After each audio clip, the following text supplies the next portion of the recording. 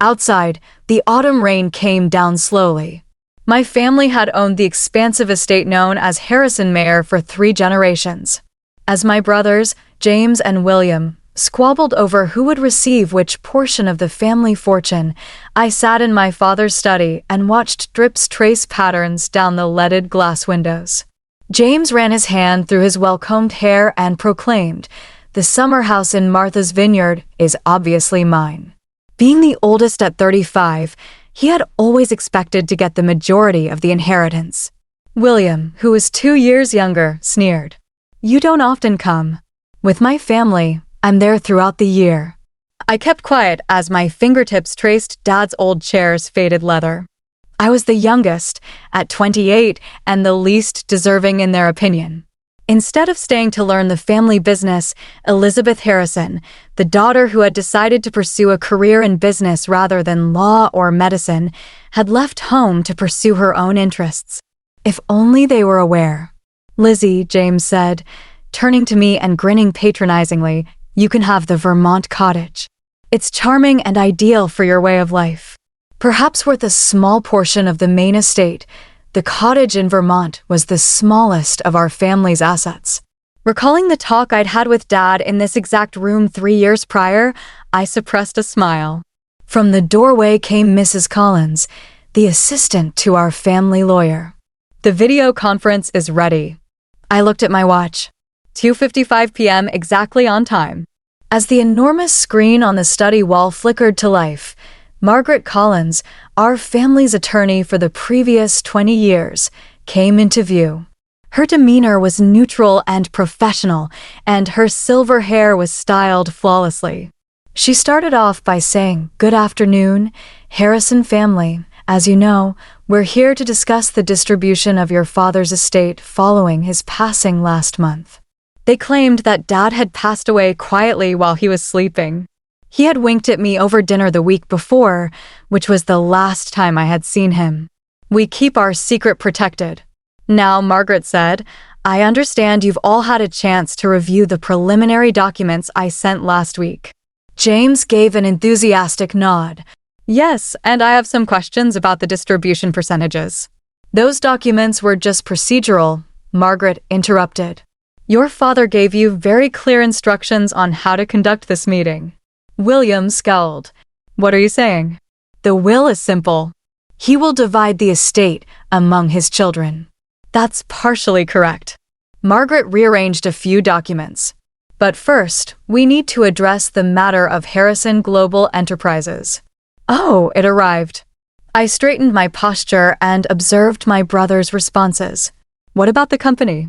James made a demand. As the eldest, I naturally assume Harrison Global Enterprises. Margaret interrupted. "It was sold 3 years ago." The silence in the room was deafening. I could hear the grandfather clock ticking in the hallway, counting down the moments until their world shattered. "Sold?" William's voice cracked. "That's impossible." "To whom?" "To Phoenix Capital Partners," Margaret replied, then paused deliberately, specifically to their CEO. James laughed, but it had a hysterical edge. "This is absurd." "Phoenix Capital? I've never even heard of them. Dad would never sell to strangers." "You're right," I said quietly, speaking for the first time. "He wouldn't." Both brothers turned to stare at me. I reached into my bag and pulled out a thick folder, placing it carefully on Dad's mahogany desk. "Phoenix Capital Partners was founded 4 years ago," I explained, my voice steady. "It's a private investment firm specializing in corporate restructuring and long-term wealth management, and I'm the CEO." The security cameras Dad had installed years ago would have captured their expressions perfectly. James's face draining of color, William's jaw dropping open. "You," William whispered. "But you were traveling, starting your own business, you said." "I was," I confirmed. "Phoenix Capital was my startup. Dad was my first investor." James lunged for the folder, fingers trembling as he flipped through the documents, sale agreements, transfer papers, board meeting minutes, all signed and notarized, all completely legal. "This is a joke," he sputtered. "Dad would never." "You couldn't possibly." Your sister, Margaret interjected, spent 2 years proving herself to your father. She presented a comprehensive plan to modernize Harrison Global Enterprises and expand into new markets. While you two were fighting over corner offices, Elizabeth was learning every aspect of the business. I remembered those long nights with Dad, poring over financials, discussing strategy, proving I had the vision and capability to take our family legacy forward. He'd seen what my brothers never had, that my time away hadn't been aimless wandering, but careful preparation. The company holdings, Margaret continued, including all subsidiary businesses, real estate portfolios, and investment accounts were legally transferred to Phoenix Capital Partners in 2020. Your father remained as chairman emeritus until his passing, but operational control has been with Elizabeth for the past 3 years. William collapsed into a chair. But the estate, the properties. I opened my laptop, pulling up the relevant documents. The mayor, the summer house, the properties in Europe, they're all owned by Harrison Global Enterprises, which means they belong to you, James finished, his voice hollow, to Phoenix Capital. I corrected. Dad and I restructured everything. More efficient for tax purposes, you see. The rain had stopped outside, weak sunlight breaking through the clouds. Somewhere in the house, the housekeeper was probably preparing afternoon tea, just as she had every day for the past 30 years. But in this room, the world had tilted on its axis. Why? William asked. Why the secrecy? Why not tell us? I met his eyes steadily. Would you have accepted it? Working for your little sister? Taking direction from the one you always saw as the family disappointment. James stood up abruptly, his chair scraping against the hardwood floor. This isn't over. We'll contest the will. Actually, Margaret interrupted again. We should discuss the will now, because your father left some very interesting conditions regarding your continued involvement with the company. I sat back, watching my brothers' faces. They had no idea that this was just the beginning. Dad's real surprise was still to come, and I had front row seats to watch it unfold. The security cameras were quietly in their corners, recording every moment of this historic family meeting. Dad had insisted on keeping the footage for posterity, he'd said with that familiar twinkle in his eye. I touched the old leather of his chair again, feeling closer to him than ever. Ready when you are, Margaret, I said calmly. Let's tell them about phase 2. Margaret adjusted her glasses and looked directly at my brothers through the video screen. Phase 2 of your father's plan involves a rather unique arrangement for your continued involvement with Harrison Global Enterprises. James was still standing, his perfectly tailored suit now wrinkled from nervous fidgeting. We don't need arrangements. This is our birthright. Actually, I interjected, pulling up another document on my laptop. You both signed away those rights 3 years ago. What? William leaned forward. We never signed anything. I turned my laptop around. Remember that stack of quarterly reports Dad had you sign? The ones you never bothered to read? Page 394 of each report contained a gradual transfer of your voting rights and company shares to Phoenix Capital. The color drained from their faces as recognition dawned. Dad had always insisted on them signing the quarterly reports, a tradition they dismissed as our father's old-fashioned way of keeping them involved in the business. That's fraud, James sputtered. Margaret cleared her throat. Everything was clearly stated in the documents. Your signatures were witnessed and notarized. Your failure to read what you were signing does not constitute fraud. I remembered Dad's words when we devised the strategy. Your brothers think business is about power lunches and corner offices. Let's see if they've learned to read the fine print. However, Margaret continued, your father did not wish to leave you destitute. He believed in second chances with conditions. She held up a thick envelope. This document outlines phase 2 of the succession plan. Each of you has the opportunity to earn back a position in the company along with a significant ownership stake. William's eyes narrowed. What kind of conditions? I stood up and walked to the window, looking out at the manor's grounds. The gardeners were trimming the hedges into their precise shapes, a task that required patience, skill, and attention to detail. Everything my brothers had always lacked. Each of you will start at entry-level positions, I explained. William, given your background in finance, you'll begin in our accounts receivable department. James, with your law degree, you'll start in our compliance division. Entry level? James looked like he might faint. I'm a partner at Stevens and Mitchell. We're a partner, Margaret corrected. Your father arranged for your position there to end today. Same with your banking job, William. The grandfather clock struck 4, its deep chimes echoing through the house. Right on cue, both their phones buzzed with emails, resignations effective immediately, drafted months ago by Dad's legal team. This is insane, William whispered. You can't just. I can, I said quietly. And I have.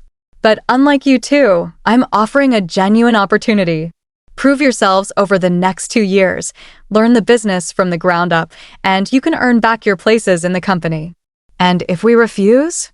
James demanded. I smiled. Then you keep your trust funds, the ones that mature when you turn 65. Until then, you'll receive a modest monthly stipend. Enough to live comfortably, but not extravagantly. The security cameras caught James's face turning an interesting shade of purple.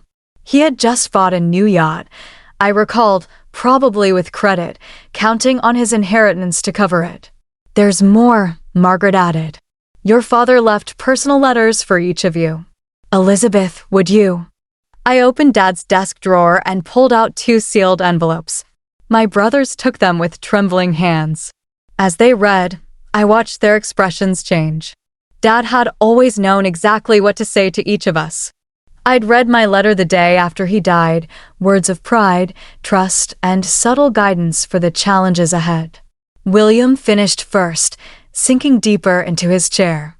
James crumpled his letter, then smoothed it out again, as if unsure whether to preserve or destroy it. Dad knew, William said softly, about the insider trading. I nodded. And about the embezzlement at your bank. We have all the documentation. James's head snapped up. You're blackmailing us. No, I replied.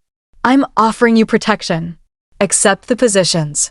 Work hard, learn the business properly, and those incidents never come to light.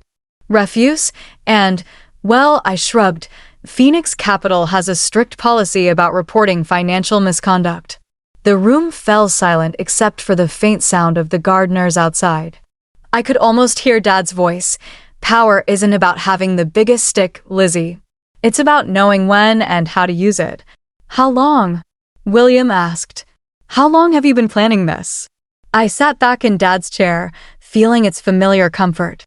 Remember when I left 6 years ago? You both laughed, said I was running away from responsibility. But I was learning Harvard Business School, internships at top investment firms, building connections, creating Phoenix Capital from scratch. While we were. James trailed off. While you were coasting on the family name, I finished. Taking shortcuts. Breaking laws when it suited you. Margaret cleared her throat. The employment contracts are ready for your review. You'll have 24 hours to decide. After that, the regulatory authorities will receive some very interesting documents. And if we prove ourselves? William asked. After 2 years, I opened another file on my laptop, then you each receive 20% of the company's shares. I retain controlling interest, but you'll have real power, real responsibility, earned, not inherited. Why? James's voice was barely a whisper. Why go through all this? Because Dad believed in legacy, I answered. Not just money and property, but values, ethics, real business acumen. He wanted his children to be worthy of the Harrison name, not just entitled to it. I stood up, gathering my things. You have 24 hours. The contracts are with Margaret. I suggest you read them carefully this time. As I walked toward the door, William called out, Where are you going? To the office. Unlike some people, I actually work for a living. I paused at the threshold. Oh, and James, call the yacht broker. You're going to need that money for rent." The security cameras recorded their stunned faces as I left. Outside, the sun had fully emerged, making the wet gardens glisten. I pulled out my phone and dialed a familiar number. "Miss Harrison," my assistant answered. "How did it go?" "Just as Dad predicted," I replied. "Have the HR team ready tomorrow morning. I have a feeling we'll have 2 new entry-level employees to orient. And if they refuse?" I smiled, thinking of the additional documents hidden in Dad's safe. They won't. Phase 3 will make sure of that. The real game was just beginning, and I had all the pieces in place. Dad had taught me well. Sometimes the best power play is the one your opponents never see coming until it's too late. Part 3. The next morning, Harrison Global Enterprises' Modern Glass headquarters buzzed with unusual energy. Word had spread quickly. The Harrison brothers were starting their first day of work in entry-level positions. I watched from my top-floor office as James's Maserati pulled into the parking garage, followed by William's more modest VMI. They'd shown up. Phase 3 could begin. "They're here," my assistant announced through the intercom. "Human Resources is ready for their orientation." "Have them sent up here first," I replied. Minutes later, my brothers entered, both looking uncomfortable in business casual attire instead of their usual bespoke suits. James had dark circles under his eyes, and William's usual confident stance was notably absent. "Sit." I gestured to the chairs facing my desk. The wall of windows behind me offered a spectacular view of Boston's financial district, a reminder of the power they'd lost and could potentially regain. "Before you start orientation," I began, "there's something else you need to see." I pressed a button, and a hidden panel in the wall slid open, revealing a wall safe. Dad's private safe. William recognized it. But that was in his study. "This is a replica," I explained, entering the combination. "The original is still at the manor, but its contents were moved here last week." Inside was a single USB drive and another envelope. I inserted the drive into my laptop, and my father's face appeared on the large screen mounted on the wall. "My children," Dad's recorded image spoke, looking exactly as he had a week before his death. "If you're watching this, then everything has proceeded according to plan." James shifted in his seat. William leaned forward. "Elizabeth," Dad continued, "has proven herself beyond my highest expectations."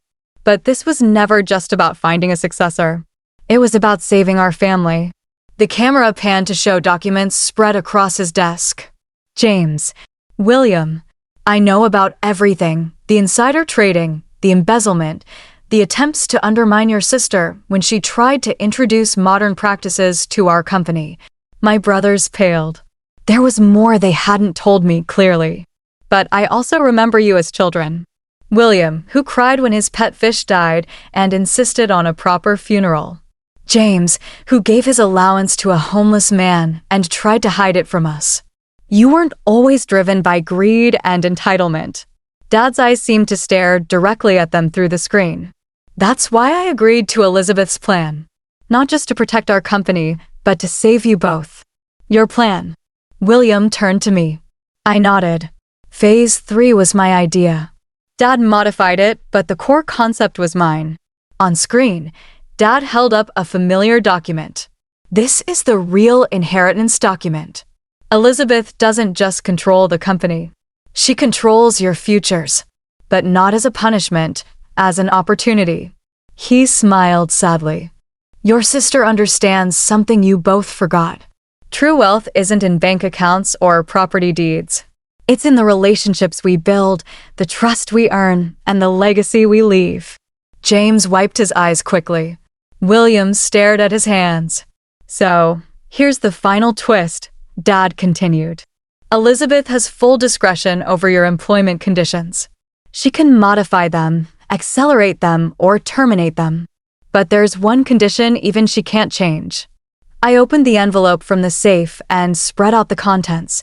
"Family dinner," I said quietly. "Every Sunday.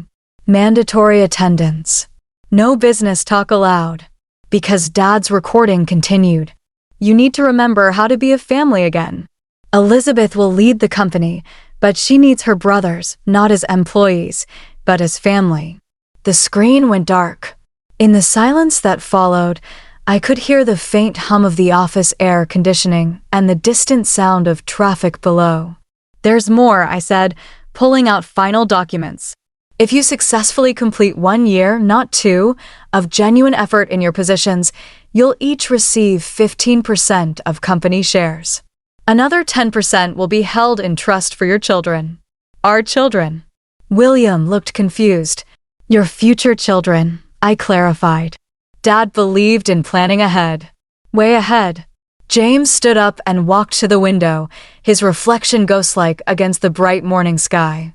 "All this, it was never about punishing us, was it?" "No," I replied. "It was about saving you. Saving us as a family." William joined his brother at the window. "We were horrible to you, Lizzie. All those years." "You were," I agreed. "But you're still my brothers. And Dad believed you could change." "And you?" James turned. "Do you believe we can change?" I stood up, joining them at the window. Below, the city was fully awake now. People rushing to their offices, living their lives, pursuing their dreams.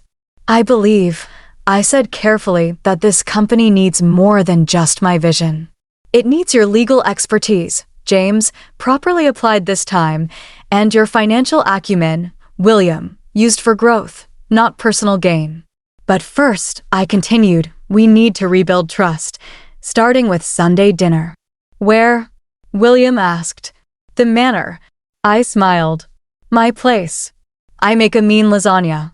And I have pictures from my Harvard graduation that you never attended, plus evidence of all your childhood embarrassments that Dad secretly saved." James actually laughed. A real laugh, not his usual condescending chuckle. "You're going to hold those over us forever, aren't you?" "Of course. I am a Harrison after all." The next few months weren't easy. James struggled with taking orders from younger colleagues. William had to relearn basic accounting practices he'd skipped over in his rush to the top. But slowly, things began to change. Sunday dinners became a genuine time for reconnection. Between mouthfuls of lasagna and stories, we rediscovered what it meant to be siblings, not just business rivals. 6 months in, I called them both to my office again. They entered cautiously, but with more confidence than that first day. "The board is impressed with your progress," I began. "Especially the ethics committee." "Is this about the shares?" William asked. "It hasn't been a year yet." "No," I smiled. "This is about phase 4. "There's a phase 4? James groaned. "Dad's reaching from beyond the grave again." I laughed. "Actually, phase 4 is mine. How would you both feel about joining me in a new venture? Something separate from Harrison Global, but complementary. A chance to build something together, as equals." Their faces showed surprise, then interest. We spent the next 3 hours discussing possibilities, arguing good-naturedly about business models and market strategies. It felt right. 1 year to the day after that first inheritance meeting, we gathered in Dad's old study.